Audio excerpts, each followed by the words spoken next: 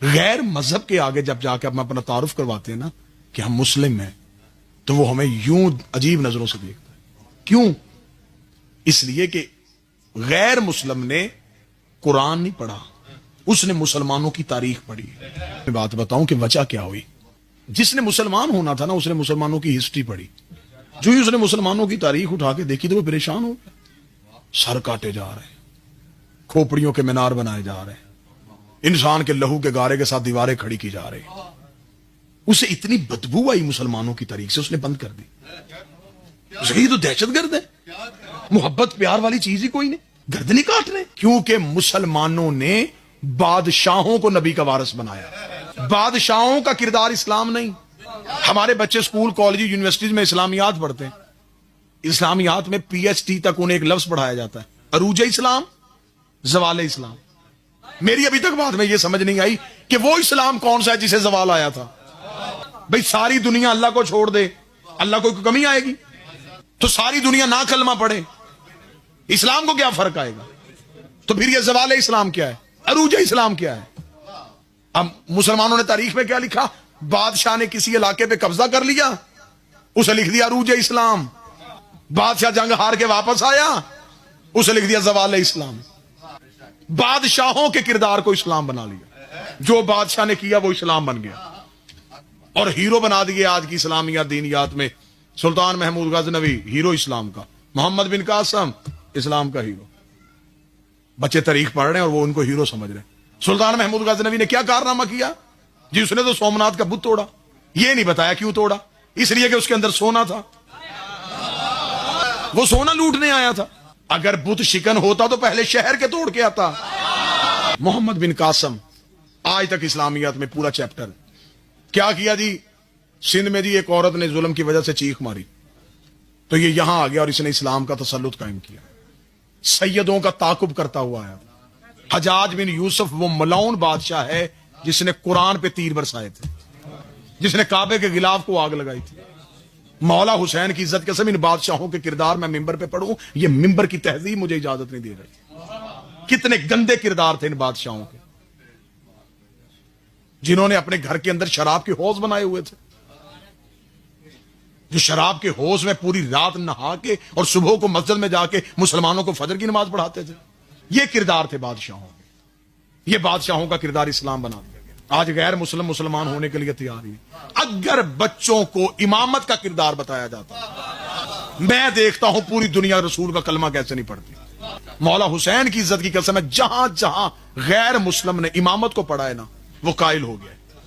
میں نے اپنی زندگی میں بے شمار واقعات ایسے. مجھے اچھی طرح یاد ہے, میں ایک دفعہ مجالس کے لیے یورپ کے ایک ٹور میں تھا. تو میں جب گیا تو وہ امیگریشن آفیسر جو ہے اس نے مجھے, جب میں نے اس کا پاسپورٹ اپنا دیا تو اس نے مجھے میری طرف دیکھا. اس نے دیکھ کے مجھے کہا کہ آر یو مسلم, مسلمان ہو تم؟ میں نے کہا. اس نے کہا کس فرقے سے تیرا تعلق ہے, تیرا سیکٹ کون سا ہے؟ میں نے کہا شیعہ. ایسے اس کی نظریں پاسپورٹ تھی, ایسے اس نے اٹھائی. اس نے کہا فالوورز آف حسین,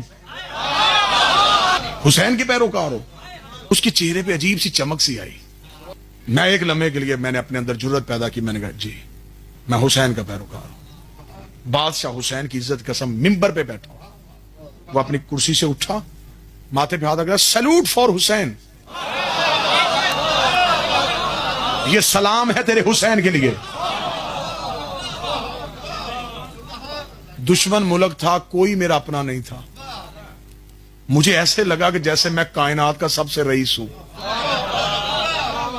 مجھ سے بڑا امیر کوئی نہیں. میرا یوں سینہ تن گیا, گردن یوں میری اکڑ گئی, آنکھوں میں میرے خوشی کے آنسو آئے. میں نے اسے کہا کہ تم حسین کو جانتے ہو؟ اس نے میری طرف دیکھ کے کہا, اس نے کہا ایک ہی تو دنیا میں امن کا سفیر ہے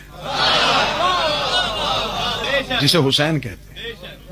اس نے کہا اس نے گردن کٹوائی ہے, کاٹی نہیں ہے. گردن کاٹنے والے مسلمان نہیں ہیں, گردنیں کٹوانے والے مسلمان. بادشاہوں کا کردار اسلام نہیں, امامت کا کردار اسلام. ہم نے نبی کے بعد یہ نہیں دیکھا کہ تخت پہ کون بیٹھا ہے, ہم نے نبی کے بعد یہ دیکھا ہے امامت کس کے پاس. اور امامت والوں کے ہاں سچائی یہ تھی کہ ہر خلیفہ کے جانے کے بعد حکومت کے لیے لڑائی ہوئی. کسی امام کے جانے کے بعد اس کے 18 بھی بیٹے تھے, امامت پہ لڑائی نہیں ہوئی. بیٹوں نے نہیں کہا کہ نہیں میں امام بنوں گا, دوسرے کا نہیں میں بنوں گا, نہیں. انہیں پتا تھا امام ہم نے نہیں بنانا، امام اللہ نے بنانا۔ علی کے سارے بیٹے تھے، امامت حسنین کے پاس تھی، حسین کے بیٹے تھے، امامت سجاد کے پاس تھی۔ ہر امام کے جانے کے بعد انہیں پتا تھا کہ اگلا امام یہ ہے۔ امامت والوں کے ہاں لڑائی نہیں ہوئی، حکومت والوں کے ہاں لڑائی ہوئی۔ آج مسلمان دہشت گرد کیوں بن گیا؟ اس کی ایک مثال دوں اور آپ کو سلام کروں۔ جب پہلی بار زمین سے پانی باہر نکلتا ہے نا، اس پانی میں صحت بھی ہوتی ہے، زندگی بھی ہوتی ہے، شفا بھی ہوتی ہے، کیونکہ وہ پہلی بار زمین کے سینے سے باہر نکلا ہے۔ اب اگر وہاں سے جا کے پانی لیں اور پانی لے کے کسی شیشے کے گلاس میں اسے دیکھیں تو اس میں کوئی آمیزش نہیں ہوگی، کوئی ملاوٹ نہیں ہوگی، کوئی گندلا نہیں ہوگا، پانی بالکل کرسٹل کلیئر ہے۔ یہ ابھی زمین سے باہر نکلا۔ جیسے ہی وہ پانی چشموں میں آیا، چشمے ندیوں میں آئے، ندیاں نہروں میں آئیں، نہریں شہروں کے قریب سے گزری، شہروں کی گندگی شامل ہو گئی، جنگلوں کے پاس سے گزری، جنگلوں کے پتے شامل ہو گئے، میدانوں کے پاس سے گزری، میدانوں کی مٹی شامل ہو گئی۔ قصور پانی کا نہیں، رستوں نے پانی کا اثر بدل دیا۔